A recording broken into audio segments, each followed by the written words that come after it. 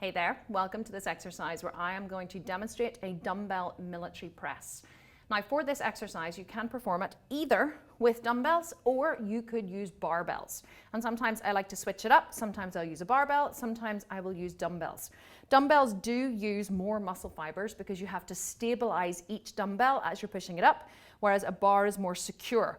However, they both are equally as effective, so choose whichever one works for your body and don't be afraid to switch it up either. Again, many people just don't go heavy enough in this exercise. I would press 24 kilos in my top set, which is about more than 50 pounds per hand. So if you have a spotter, of course, it makes it so much easier for your final set, but if you don't, just do what you can do. You want to make sure that the bench isn't too upright. Again, a common mistake I see people make is that they have the bench super upright whenever they're doing this, which means that whenever they're pressing, it's actually impinging too much on the shoulder joint. So you want to make sure that the bench is back at a slight angle so you can really squeeze the shoulder blades together on the back and you can work into the front delt. This exercise works primarily into the front of the shoulder. It's not meant to work the entire shoulder, it's meant to work primarily the front.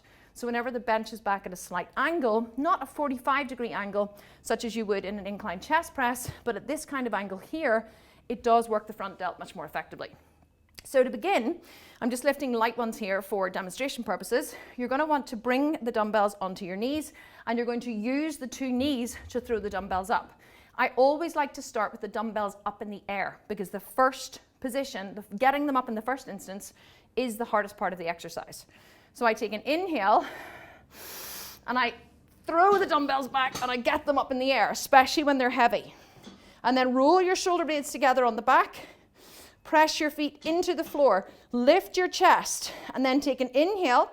Lower the dumbbells down. You don't need to bring them all the way down to touch the shoulder. Again, if you do this, it can impinge into the shoulder joint and it can actually hurt and injure the shoulder. You want to bring them down to about an inch or two above the shoulder so that the elbows are just breaking parallel and then push back up. And again, do not snap into the shoulder joint. I see this all the time and it makes me wince in the gym. People lower too far down to touch the shoulder and then they snap into the shoulder joint. Don't do this. Don't snap into the elbows. Sorry, not the shoulder. Don't snap into the elbows. Lower with control, exhale, push back up. So the arms are almost straight, but not completely straight. There's still a micro bend in the elbow joint. Lower with control, inhale, exhale, push. So it's a smooth movement without any snapping whatsoever. Keep the pelvic floor pulled up, the navel to the spine. Make sure you keep the tummy tight, keep the gaze up. Do the prescribed number of reps, bring the hands towards one another, lower the dumbbells down onto the knees and sit up and the exercise is finished. Now remember, you can do this also with a barbell. It would be exactly the same. In fact, I will demonstrate quickly with the barbell. So if you're going to do it with the barbell, you simply start with it on your knees. You do exactly the same thing. You would throw the barbell up. Hands are just wider than shoulder distance apart. You're going to lower the barbell down almost to the chest, just to the chin, and push back up. And push, and push.